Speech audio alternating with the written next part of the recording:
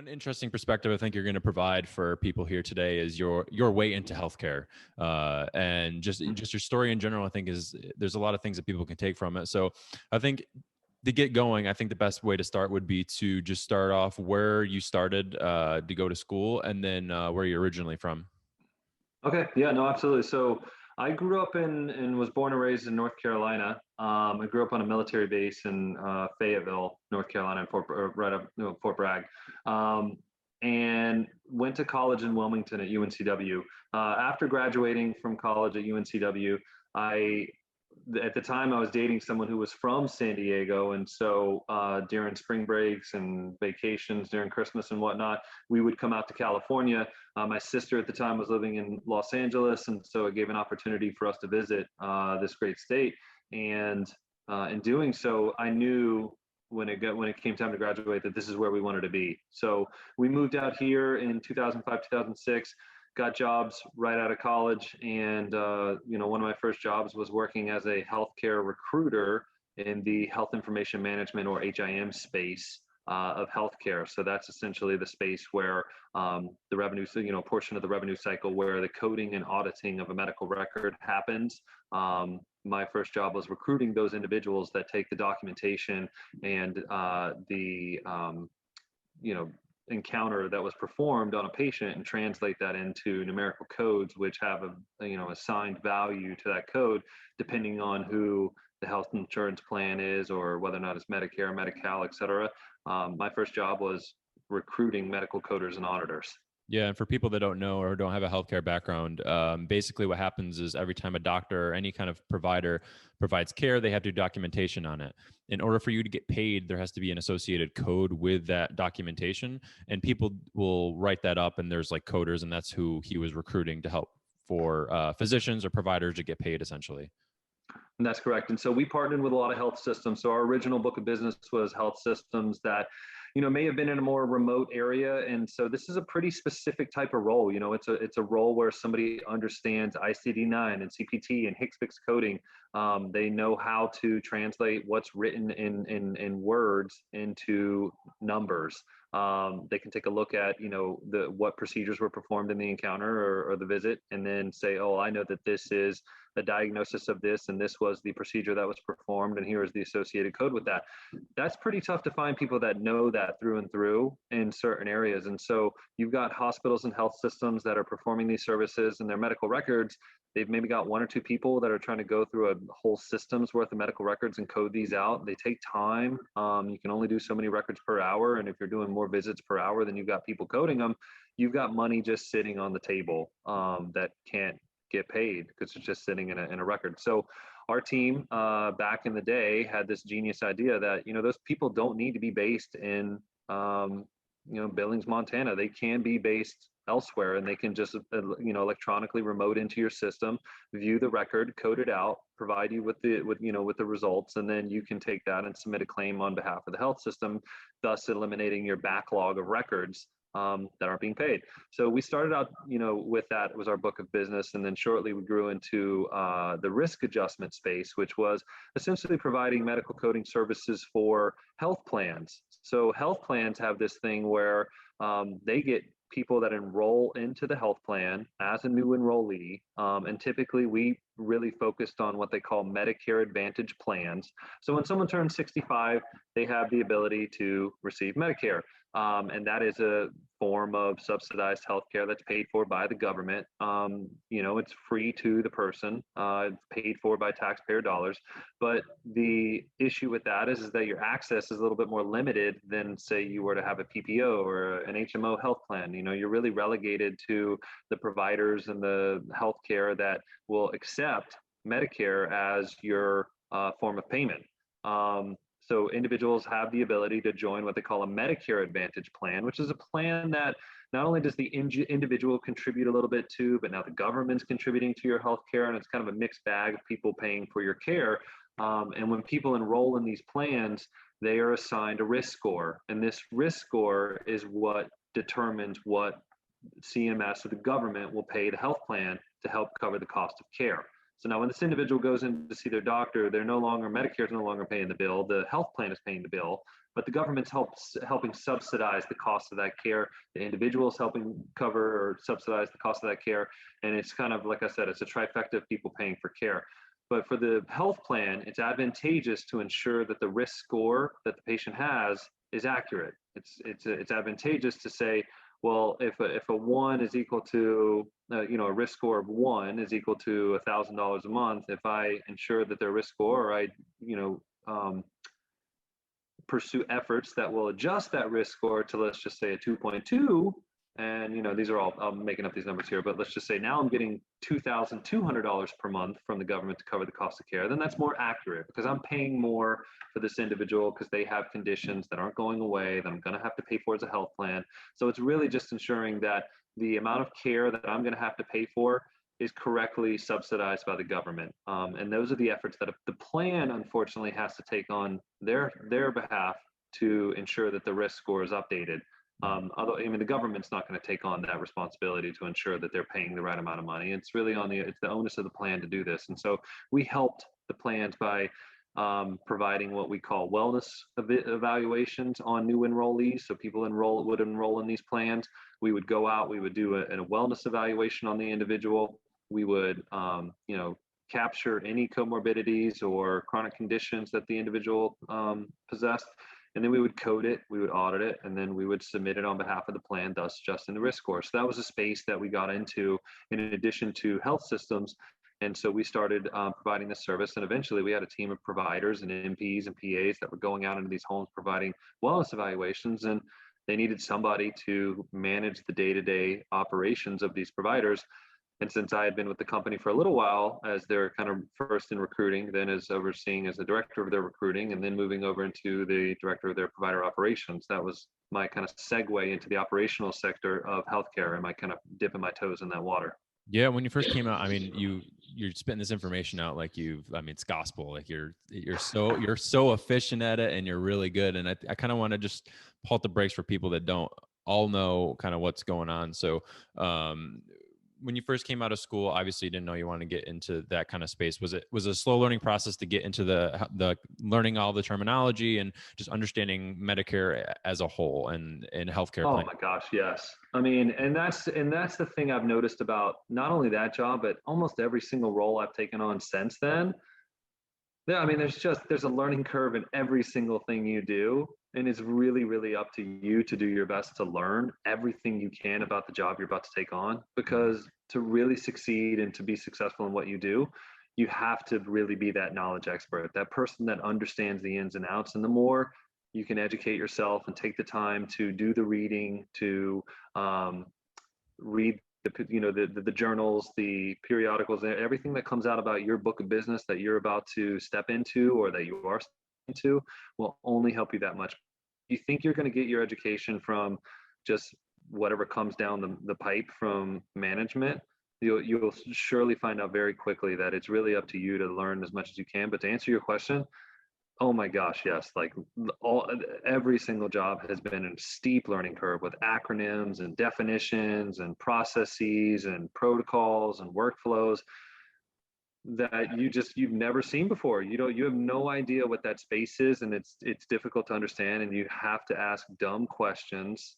You have to get comfortable, and this all comes with experience, but it comes with learning to be able to show that you're a content expert in a lot of things, maybe not in the thing that you're asking the question about, but as soon as you know that answer, you'll be able to use that foundation of tools that you already possess to make more educated decisions. But that was a big learning curve going into that space, and it's been a big learning curve into every space that I've jumped to since then. And let me ask you a couple stupid questions so that way we can all be, on board here. Good. So Good.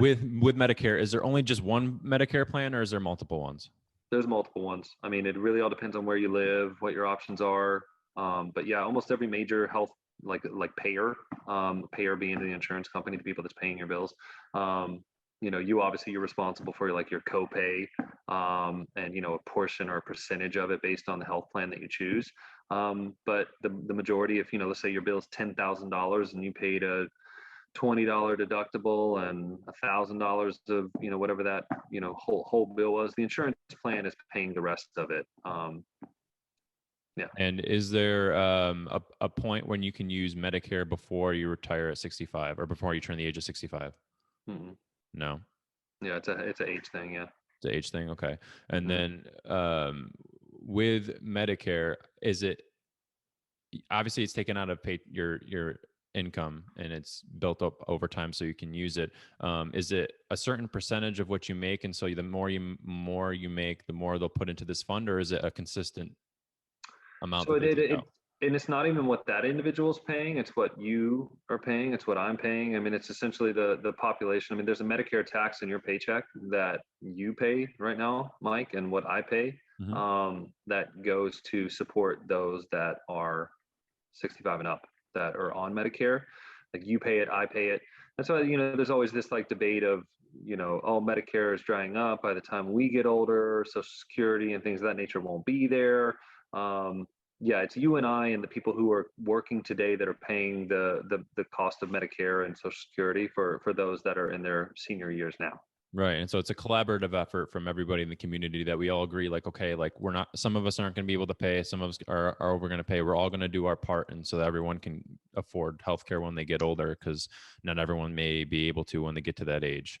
And That so is it's kind of, correct. and that's a Safety collaborative. net. Yeah. And so benefit wise, you can clearly see how that would be a benefit to people who can't afford Medicare. What are, if any, do you find that there are some significant or any downsides to this sort of way of payment?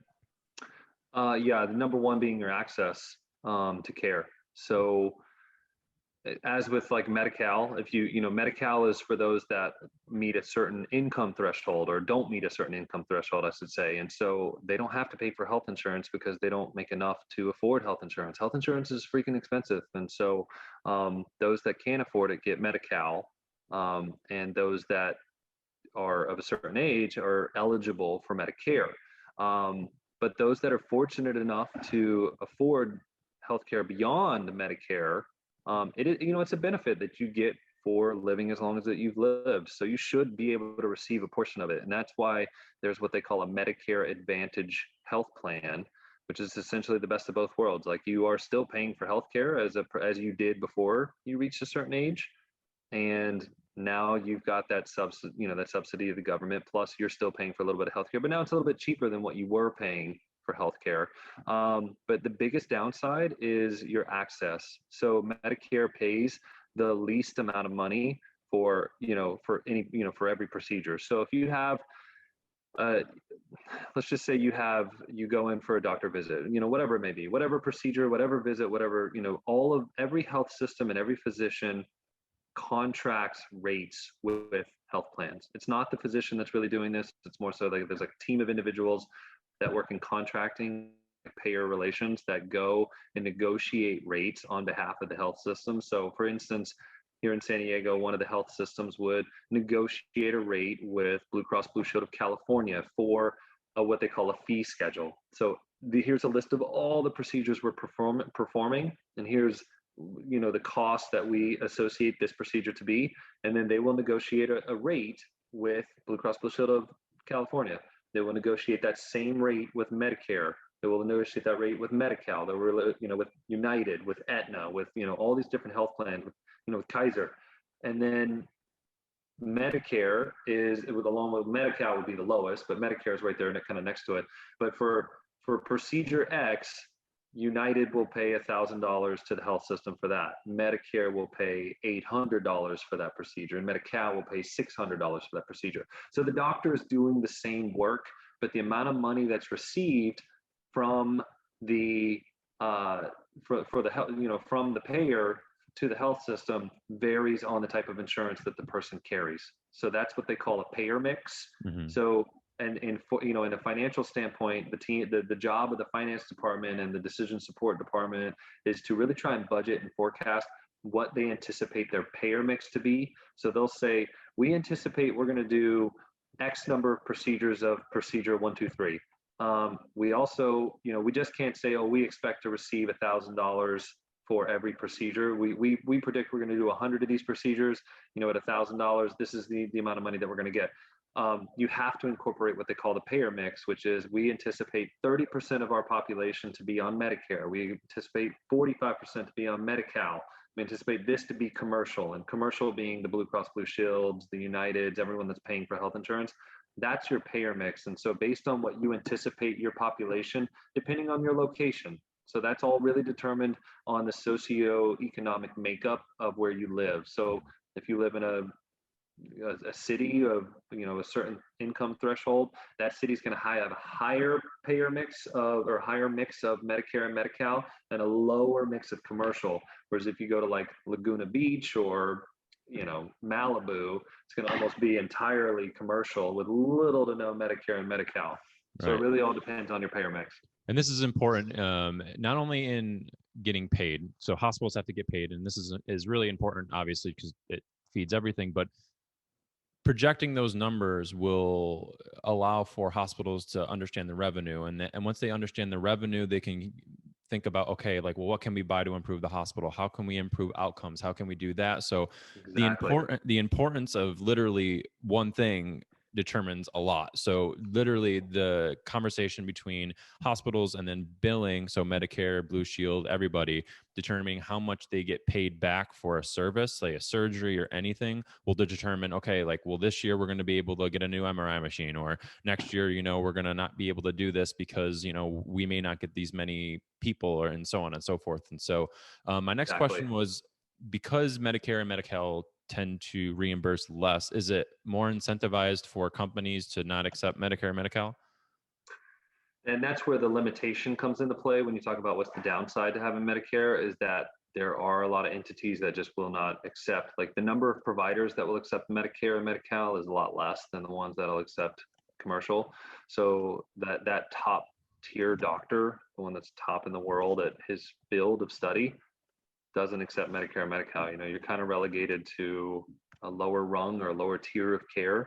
And that is a downside. I mean, it's a real downside that everyone's aware of. And you have to do, there's a lot of screening that gets involved on, that's why everyone kind of asks for your insurance card up front with a lot of these things. But it's a real problem, and it's a real issue, that, all this stuff gets negotiated higher than my pay grade. But yeah, I mean, that's the biggest limitation, is your access to care. Of course. And, we also talked about, you said risk adjustment. And so, what Medicare and other providers have to do is assess basically what your risk is. The same thing with any kind of insurance. Like if you're an 18-year-old or 16-year-old and you just got your car, you're going to be at more risk getting in an accident than someone who's like 38 or 40 and they've been driving for however many years. And so the insurance company will basically say, okay, this 16-year-old who hasn't driven that long has a higher chance of getting in an accident. And so it costs more money. And so Correct. same thing with people who have multiple conditions. So let's just say someone who has diabetes, heart disease, maybe they have a neurological condition, or they may be obese or have other comorbidities. Exactly. Medicare will assign a value of what, I'm not sure, maybe you can get into what the values mean, or like high or low. But they'll assign a value of like, okay, this person's chance of increase, like care in the future is either high or low. Mm-hmm. And so like what goes into determining the score? Is it mostly comorbidities? Is it Yeah, mostly. Yeah, it's all the chronic conditions and comorbidities. I mean, there's a lot of technical that you could have hour-long conversation on how those are determined, but it is an assigned score that comes from on a score of 1 to 4, 4 being the highest, 1 being the lowest, with the number of conditions that are present. And so essentially what they do is they assign what they call an HCC code, like a hierarchical chronic condition coding, is essentially a score based on the ICD-9 or the CPT, or based on the ICD-9, there's a correlating HCC code, which then those codes, the HCC codes, are what determine risk scores. Okay. Yeah. And it's more it's kind of an incentive for, well, if you know about this score, and it almost incentivizes people, or that you should probably get in shape, or at least, if there's comorbidities that you can control, try to mitigate them as much as possible, because it will literally equate to more money in the future. Well, it's more so, and really the onus is on the provider and the health plan. While it does increase the amount of money that the government is helping subsidize for the cost of care, At the same time, it's still a lot of money that the health plan is having to pay out, and it's still a lot of work that the physicians are having to do. So the real benefit is kind of helping close some of these gaps and helping create a care plan that's catered to this individual to reduce the amount of encounters with their physician, readmission to the hospital, things of that nature. So the quicker you can create a um, plan of care based on information, and all of it these days is about information, and like how do we use the information that we have, analyze it, create a plan of care for this individual. That's when you'll truly see the cost of healthcare reducing, Mm. and that comes with closing these gaps and identifying these comorbidities and creating a better plan of care for diabetes with neuropathy. And that's all, the effort of the health system and the effort of the health plan. Well, and I think that so the goal is today is like, what is a solution to that question, right? Like, how do more people know about what we're talking about? Because, you can go on and say like something as simple as like what I said is, being fit will equate to lower costs in the future for like hospital bills and etc. And at the superficial level, it kind of makes sense where you're saying, okay, well, if I'm healthier, I'm not going to be admitted to a hospital. But it kind of goes deeper and deeper to that, where like what we've been talking about with insurance and everything else. And so, do you think it's a responsibility for hospitals and other healthcare like entities to educate the public on things like this, or do you think maybe it should be something in school that we should learn, or what do you think? I mean, it's a multi-pronged approach now. I mean, I don't think it's the onus of the health system to educate the public. I think that education to the patient directly is the most targeted, efficient way to do that. There are campaigns that they put out, but those are typically campaigns that are put on, it's a government funded campaign about a healthy California, or a healthy, here in the city of Chula Vista where I live, there's a healthy Chula Vista committee that is a committee of individuals that meet monthly to determine healthy lifestyle ideas that they can get out into the community. And that has nothing to do with the health system. I think that's a government initiative to have a healthier population of people. As a health system, I think the targeted approach is with the patient, and that's Mm. where it should be. I think that raising general awareness of healthy lifestyles and healthy eating, like you said, I think everyone knows that already. I don't think there's anyone on the planet that's like, McDonald's is really going to like, no, like we all know this at this point. Right. Yeah, it's common knowledge. And you said affecting the patient, and one of the things that we can kind of move on from Medicare and insurance and things that you do now is you're working a little bit more closely with patients. As before, something that you told me before was that everything you were doing was behind the scenes. You weren't working directly with patients, and now you seem to be doing so. So why don't we get into what you do now, and we can kind of build off of that. Yeah, so just to kind of go into that. So in my old role, I did mention when a lot of the work that I did was the building out of agreements and operationally ensuring that this new partnership that we had with the hospital affiliate was up and running. They had the permits that they needed, they had the equipment that they needed, they had the credentialing, the privileging, the IT, the billing. I mean, there's a whole back end process before someone can ever start seeing a patient that needs to be that needs to be done before they ever just touch a patient to start. So that was always, there was a lot of meetings, a lot of project management, a lot of like, where are we at on this? Did we check this box? Like how, what's our ETA to develop the crosswalk between this application and this other application that doesn't speak together? A lot of that. But never, ever was it really, how is all of this really making a difference in a patient's life? Like, there's no change that I make or was making that was having a direct result with patient care. Mm. That was something that the physician, like the decision of the physician, had a direct effect on the patient. COVID changed all that. COVID was the catalyst that really, or the tipping point that sort of moved me into getting to work more directly with patients. Now, in my previous role, I would do what they call going to the Gemba, which is a lean term for going to where the work is done. And I would kind of see our physicians in action, but really more so to understand operationally what roadblocks or barriers they were encountering so that I could come back operationally from behind my computer screen in my office in an administrative building detached from the hospital and do work there. But sometimes you need to go into the OR, and that, for people that are starting out and work, or, trying to, grow in the ranks, I can't stress enough how important it is to ensure that you are getting in the field to see the actual work being done.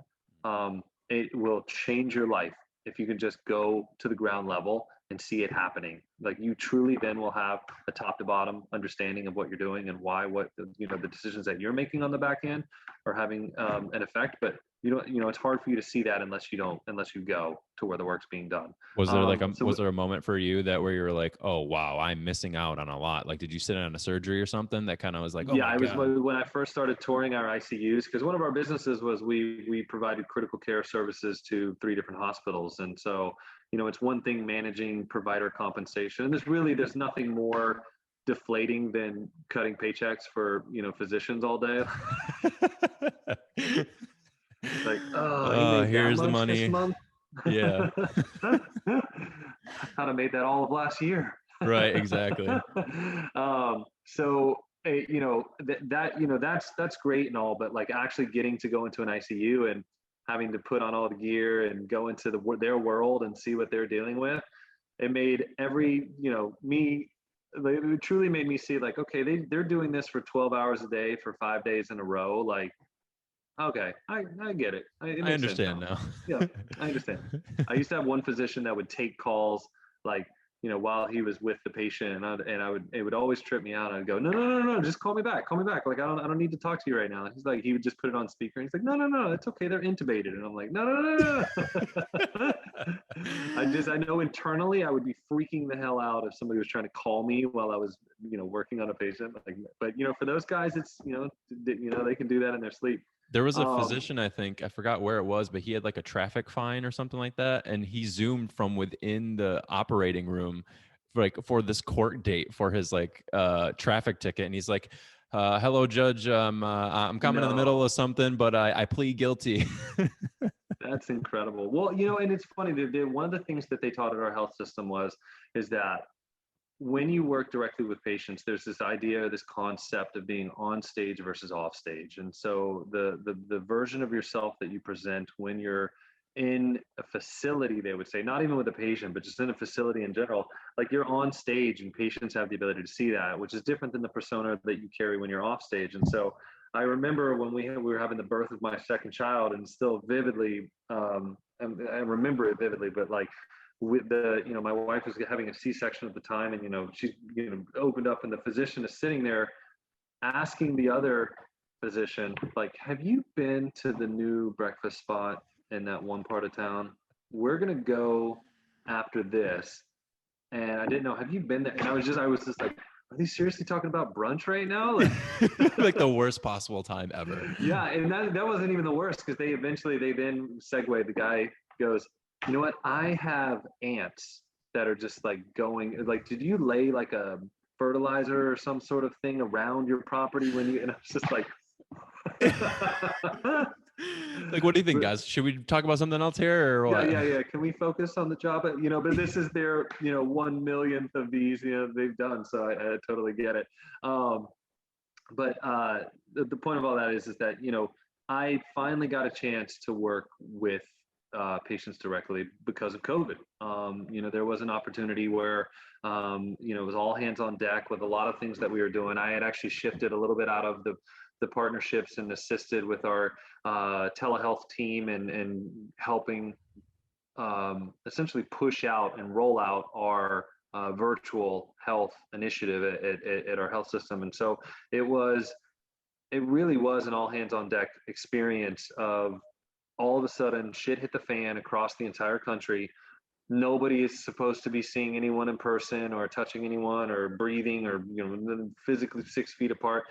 And so how do you do care like that? And so there was about a week or two where all of our ambulatory and outpatient clinics had to be shut down, and we had to shift. There was a big pivot to say, okay, well, how do we continue this? Because we're going to lose a shit ton of money if we can't figure this out quickly. Yeah, and so before you go forward, I know. So it's confusing. So you were you were working with Medicare risk adjustment, and now you're somewhere else, which is where you're working for.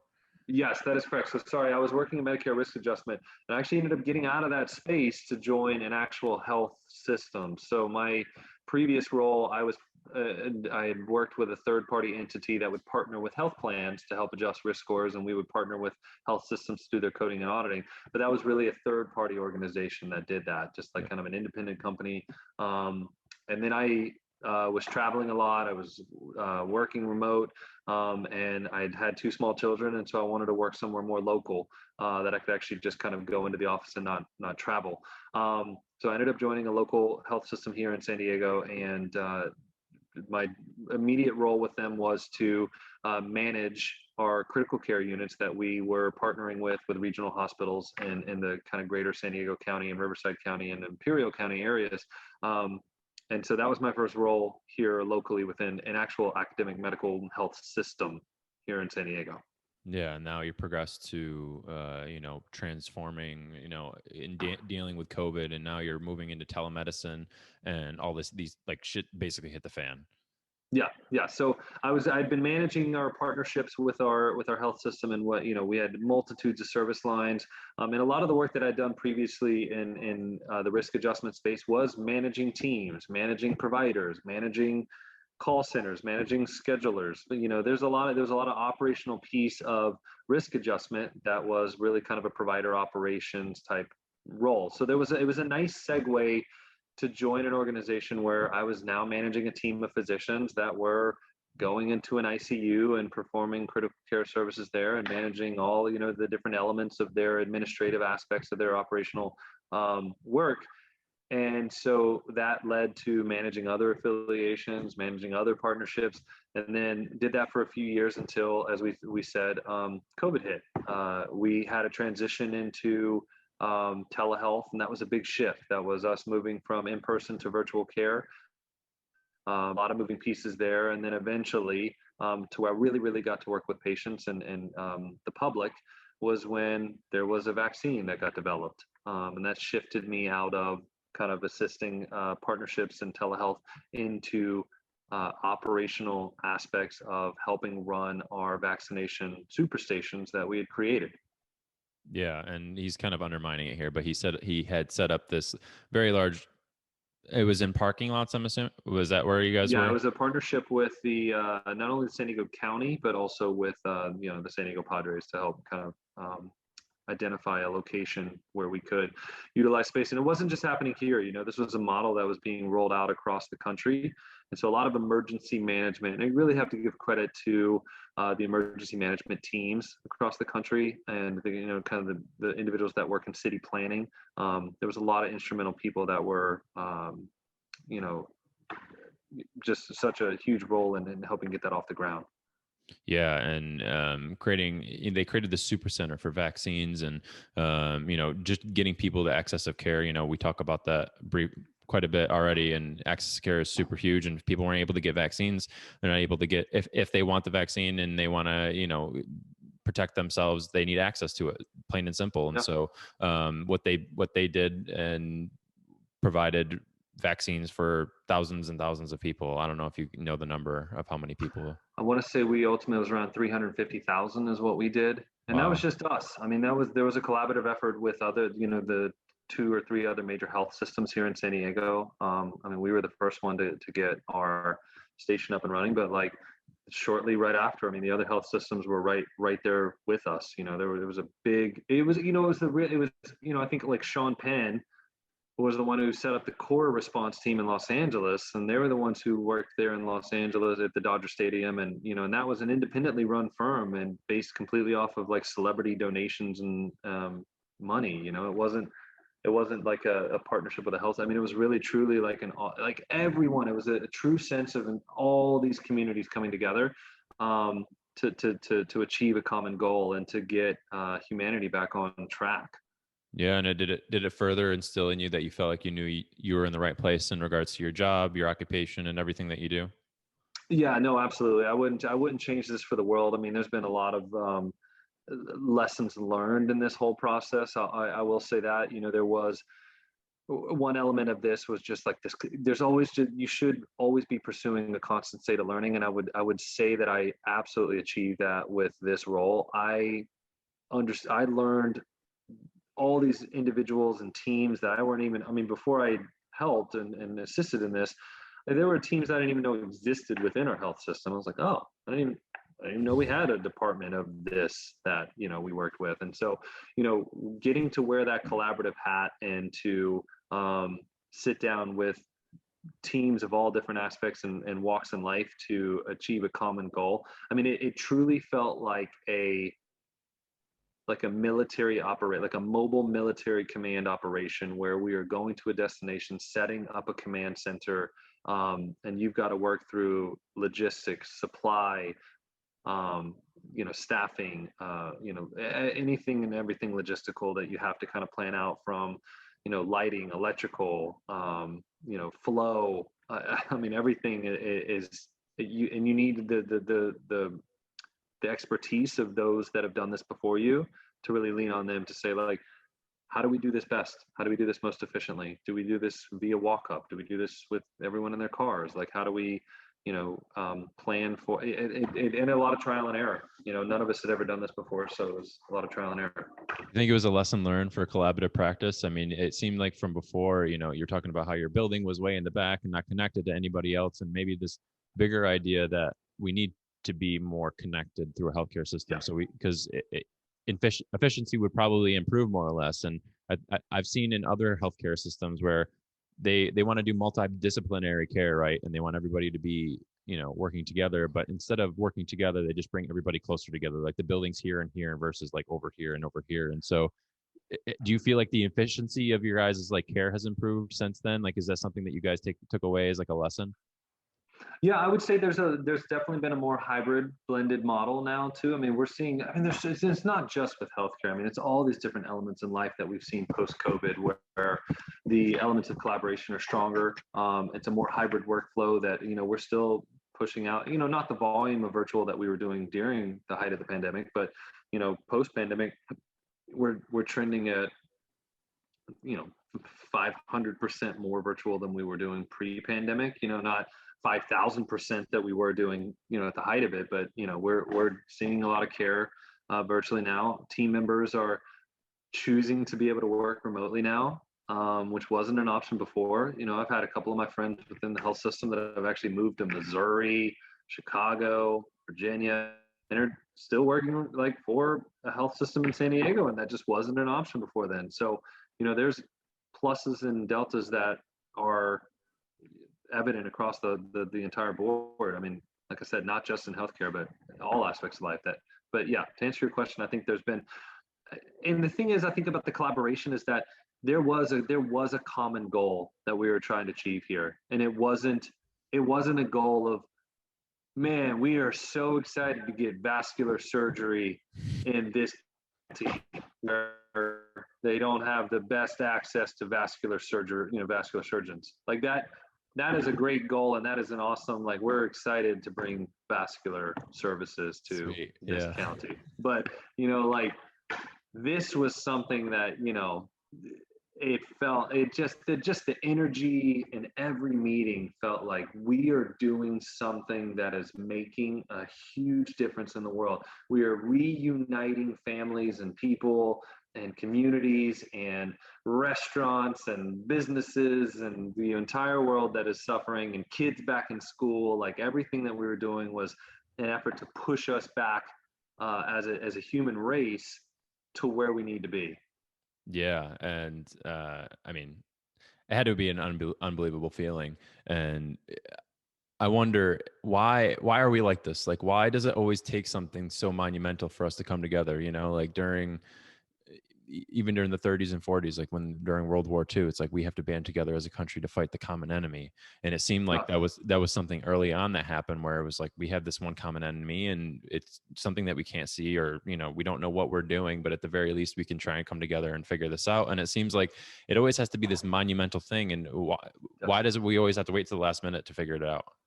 Human nature. Yeah. Yeah, it's just who we are as a people. And even then, I mean, even though we had a common enemy here of the virus itself, I mean, it was so freaking divisive. I mean, Mm. had World War II happened, in 2020, it would have been like, well, I don't know. I think that those people are doing good work over there. Like half of the country would have been divisive on, with social media. I think Right. the Germans, There's no camps over there. yeah, what?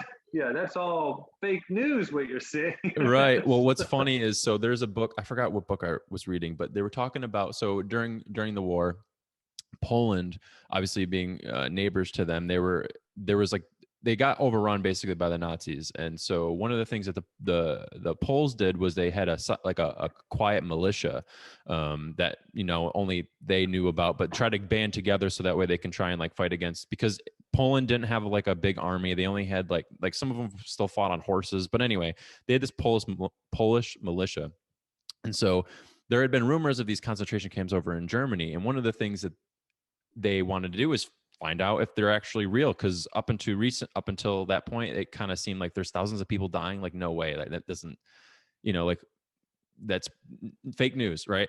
And Yeah. so one of the guys in the Polish militia purposely got caught and put himself in Auschwitz and lived and like navigated these things for like years, and sent letters back to the Polish militia just to tell them like, this is what's happening, this is what's going on.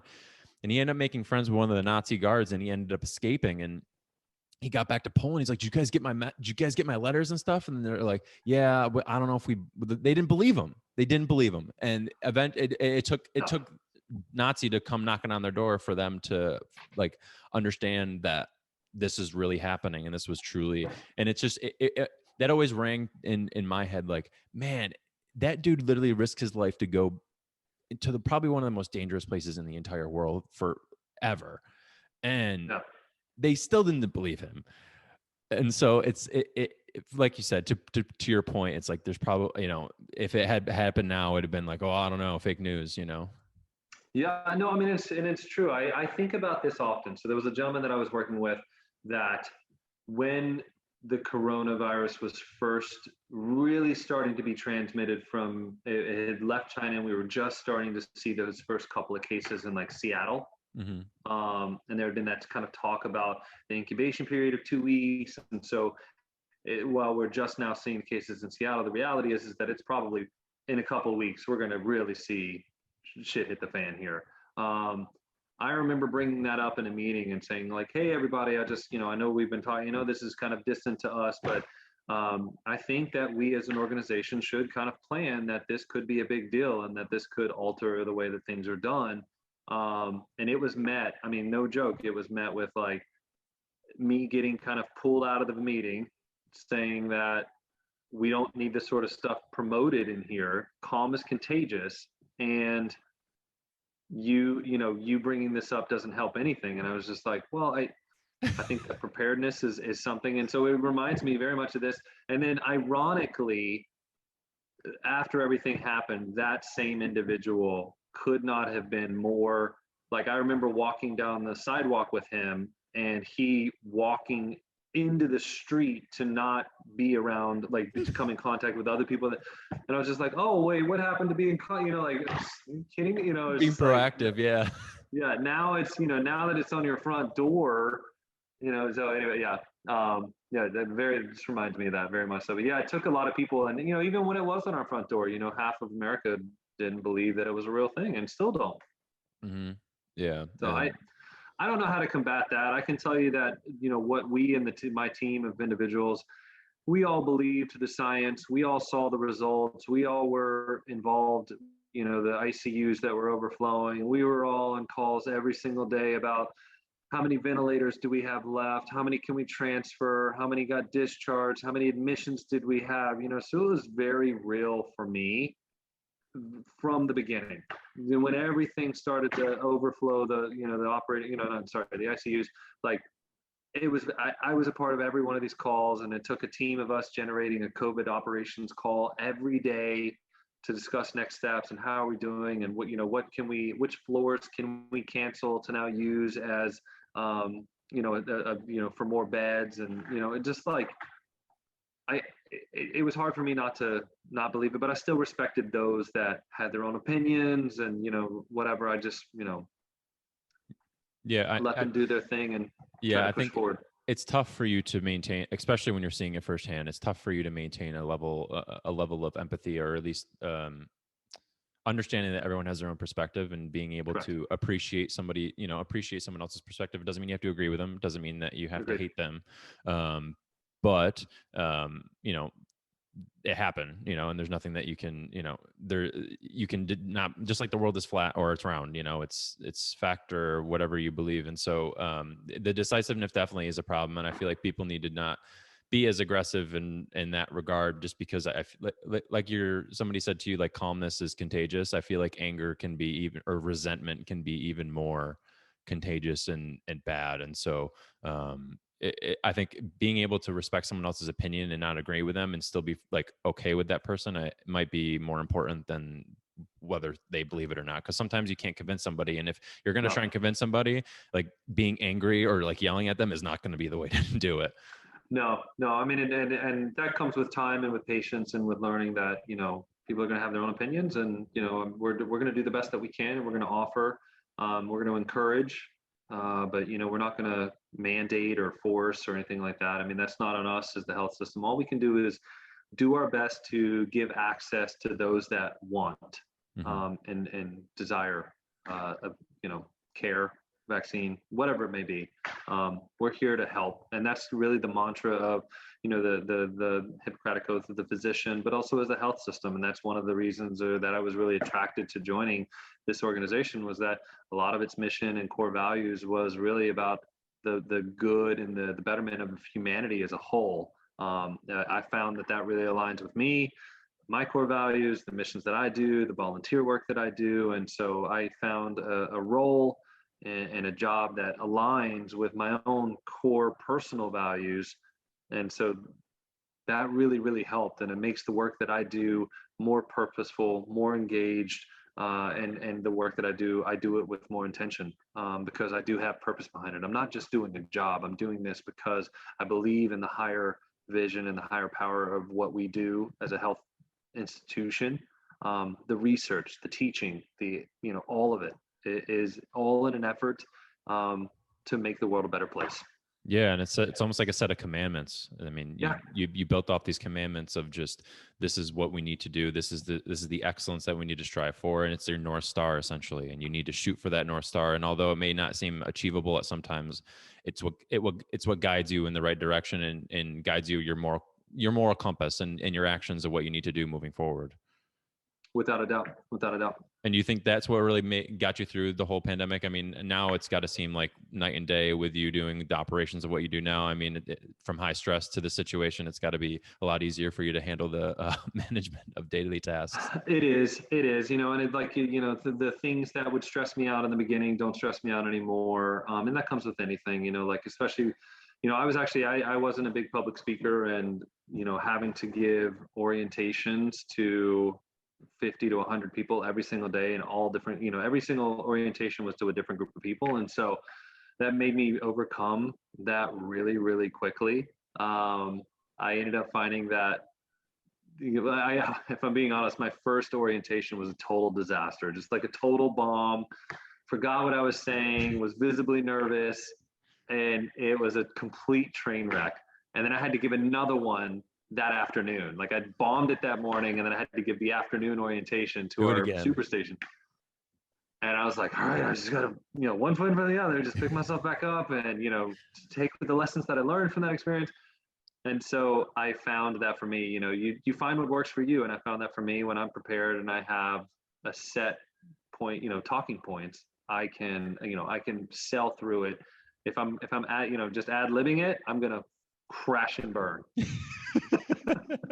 I could just imagine you psyching yourself up like, you got this. Like, come on, let's go. Let's go. I was. Let's do it. Without a doubt, I was. But now it's easy peasy, and it's easy for me to get up there and be like, "Welcome everyone, we got a big day ahead." It's just it's fun, and I can motivate, and I can lead with purpose, and that's really been something that I found to be a calling. Like, what was a weakness, I now find to be such a strength of mine, is that public speaking, motivational element of the work that I do in leadership.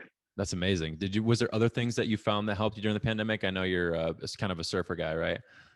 Yeah. Yeah, and was it that your family, other things that maybe got you through the tough situation? Because I think everybody had their own perspective or their own relationship with what happened last year, and you being in the thick of it, there had to be a lot of anxiety or feelings of whatever. And so, what maybe there's something that other people can get from what you did that they can learn from, or maybe get out of a rut they may be in for last year. Yeah, it definitely. Ironically, we lost the ability to surf here for a while. Like there was a moment during the beginning of the pandemic where they had actually outlawed or banned surfing, so you just couldn't go in the ocean or the beach. It was kind of funny. There were a lot of jokes about that, like, oh, we can't surf, Anyway, um, but no, I think that for me, with everyone else, like I found comfort in taking time to slow down. I think we all thought it was going to be kind of quick at first. We had done a bunch of we just found creative ways to keep our kids engaged. We found creative ways to celebrate our anniversary. My wife and I, we have like a van that has like an awning, and so instead of going out to a restaurant, we had pulled up to a park and gotten takeout, and just like you couldn't dine in any single place in the entire place, and so we got takeout and went to a park and pulled out an awning, and I got these like chairs and a little table and candles and flowers and just set up on a park and did a little outdoor anniversary. It was fun to like think outside of the box on how to turn this experience into something more positive and try not to let it get the best of us. And so looking back, I think everyone is, including ourselves, like while there is a joy in getting back to that sense of normalcy, that normalcy is also something. I guess the last year that we've had is something that I'm actually going to miss a lot. Like this Mm, time that I've got with that time that I got with my kids, I'm never going to get that again. I'm never interesting. going to be able to just spend all day with them like this again. I'm going to have to go back to traveling. I'm going to have to go back to working in the office. I'm going to have to go back to sitting in 30, 45 minutes worth of traffic each way. I'm going to have to go back to that rush to get them out of the school, out to school in the morning. And that kind of sucks. Like, I mean, everybody's rushing to get back to that. And I'm actually like, oh, crap, I mean, pluses and deltas.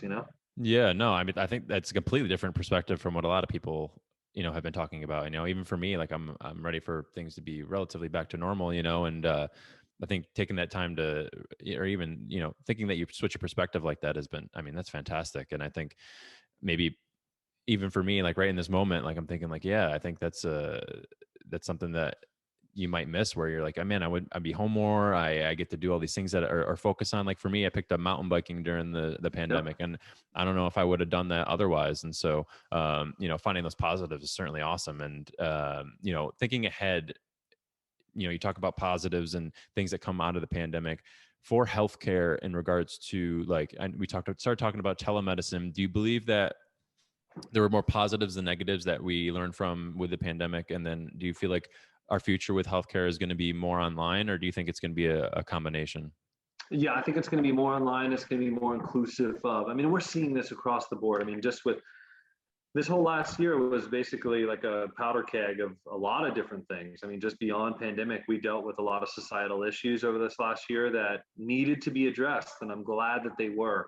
But gosh, I can't tell you. Like we have a chief administrative officer that is completely over diversity and inclusion within the health system now, and that's a C-level role, and it should be. And I think that that's great that that's part of the initiative now. I think that access to care via virtual health is huge. We have created mobile units of vaccination buses that are going through every single economic area of town that may not have access to get downtown and go in there and go up to La Jolla, which is, the swankiest part of town. Like, not everybody can get there. Not everybody can take off of work during the normal hours. And so we're doing the things to, for the people that work in factories, like all the way inland and south and, all these different areas that don't get the same level of care that we do. We're seeing that happen. We're seeing LGBTQ, racism. We're seeing, all of these elements of healthcare that have been unaddressed and access for those less served communities is now at the forefront of what we do. And I think that's incredible. I think that that is something that I don't think we would have addressed during the pandemic if everybody wasn't on home, at home on their cell phones, getting social media of every single thing that was happening across the world. Um, I think it's good. I think that we're becoming more access, more inclusion is one of the better things that we're getting out of the pandemic. Do you think people are going to be more cognizant of healthcare in general? Because I feel like I've talked to other people about this before, where it's people aren't cognizant of healthcare until they absolutely need it, right? And so, do you Mhm. think that's going to be something that's a little bit more on the forefront of people's minds, or do you think we're going to go back to the same?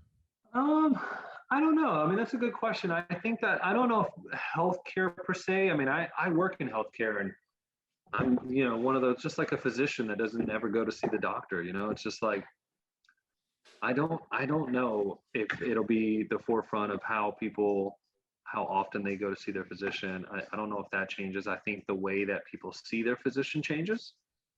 I see that the way that the health and the community and that the government continues to put a focus on healthy lifestyles will continue to progress. But I think that the human race as a whole is progressing in a way that we are becoming cognizant of the food we put in our body, the exercise that we pursue, how we get enjoyment, how we get satisfaction. Are you meditating? Are you doing yoga? These are all elements that 20 years ago and whatever were very just California ideas or very progressive liberal ideas, but now they're being incorporated into curriculums and just the daily life of city. You can go to any major city now and they've just got a whole hip scene that's happening with progressive individuals that are at the forefront of like kind of pushing that envelope of health and fitness and healthy living, if you will. Yeah, I agree, and I think now more than ever, there's more options and more things that people are exploring for better ways to make them better. For you, what's your relationship with exercise? Has it always been something that's been a part of your life, or is it something that's been more recent? It's been more, I would say it's been more recent. For me, it was, my early college days. And, I mean, we played sports growing up and then you get into college and you're, kind of less playing sports. And then out of college, you're working a lot and maybe like getting to know the new city that you moved into. And so you're going out, making new friends, hitting the town, doing what you do. Exercise becomes less of a focus, or at least it was for me.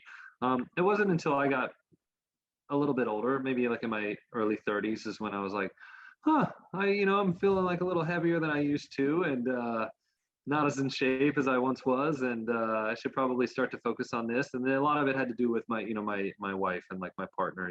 Really that that's a big focus for her, and so having somebody that you can kind of really help push you and you push them, and constantly setting up fun activities. Like she's training for a marathon right now, and I just did a big charity ride for cancer a few weeks ago, and that was almost a 70-mile bike ride that we did, and so there's a lot of training involved for that. So it's it's having motivation in your life to help push you towards exercise. And so now my life consists of surfing, golf, running, cycling, anything that I can do. And I understand the value of exercise and not only your mental health, but your physical health. Absolutely. And did you start off with just getting on the bike and running? Is that kind of where you started and then progressed to everything else? Or was it just this weird scramble of like, I don't know what I'm doing, but I'm going to try and move more? And it really kind of started with one of the first companies I worked with. I worked with a bunch of guys that were constantly like, all right, guys, we're signing up for the next Spartan race or the Tough Mudder, or we're all doing the half marathon. And that really is kind of what started me to like getting into running and cycling. And I've always loved bikes as a whole. I mean, I've had multiple motorcycles. I have a motorcycle now. I've had road bikes, and I cycle pretty regularly now. And I like to joke that there's no other sport where a man looks as attractive as he does in cycling clothing. Yeah, those tights really just they get the Oh, ladies, man. they every time.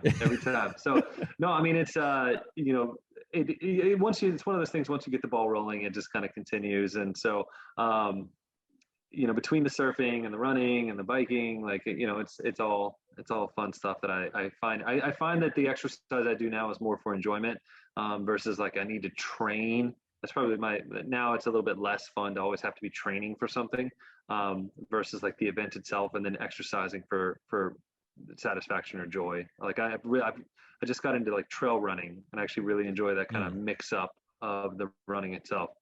Yeah, getting in the woods is great. That's why Yeah. I love about mountain biking. I mean, you're just getting out in the middle of the woods is great, and just kind of being by yourself. And you said golf's a sport. Are you running hole to hole?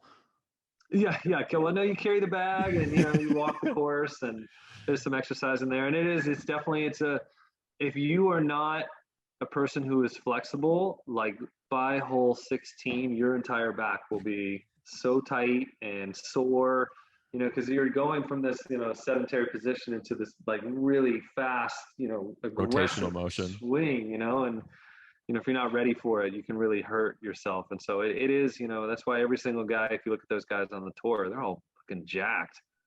Yeah, Tiger Woods definitely brought that up. I mean, after he came on and he was jacked, and they saw him hitting and what he was, it was like every guy after that was like putting on some kind of muscle mass to get bigger and bigger.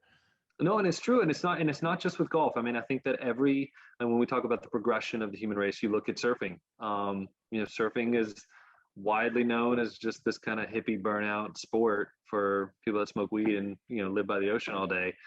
But if you look at the guys on the tour, I mean, every single one of them has Beats headphones, and they're doing calisthenics before the competition, and they have personal trainers when they're doing their exercises and rope drills and calisthenics and balancing exercises. I mean, every one of those guys have personal trainers, and they're all ripped beyond belief.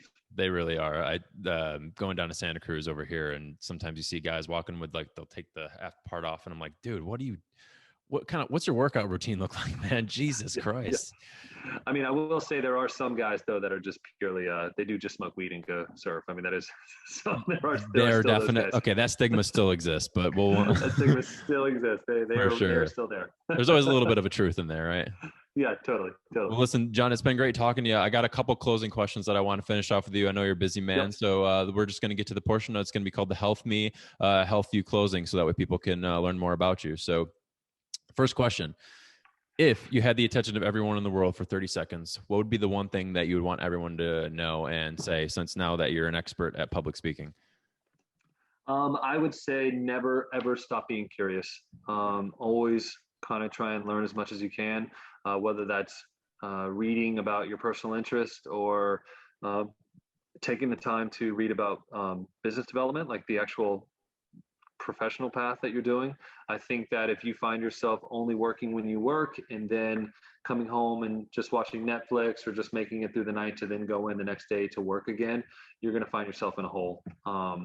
That's the one thing that I've learned is to really always be striving, or, I think it's the motto of the state of New York is Excelsior, like always striving to be better, always striving to do the next thing. And that's what I try and do. And what I've been trying to embody as of late is to learn new things as much as you possibly can, and to try and stay engaged with every person that you interact with.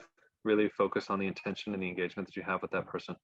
Yeah, one way I've heard it said is always pretend like you're a kid. That the idea of just being new at something when you're first a kid, everything's new when they're walking around. You're like, they may have been there before, but it's still somewhat new. They find like a new crack on the ground, or they find like a squirrel running off, or something just completely different. Everything's new to them, and it seems like that we lose that childlike play, or just that childlike I don't know, nature as we get older. And I feel like that's something that I've been trying to work on as well, is just trying to do new things, just act like everything's kind of new, and just be curious, like you said.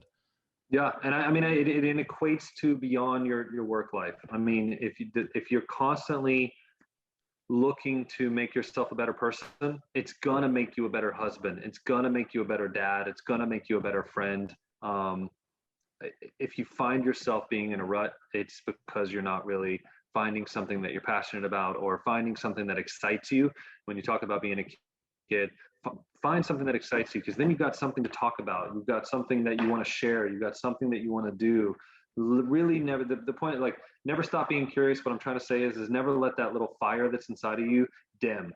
Try and keep that burning as much as you possibly can, and approach everything that you can do with excitement, with energy, intention. And if it's not giving it to you anymore, then either reevaluate, is this what I still want to pursue? And maybe it needs to shift to something else. But you need to look at what is exciting me, because I want to be able to share this with the world. And that is what I find, for me at least, in my kind of mid to late 30s, is what I've found to be like, this is what's driving me now, is this intention to create good, to do good, to be a better person, to be more engaged with my kids, my family. All of that is what I focus on now.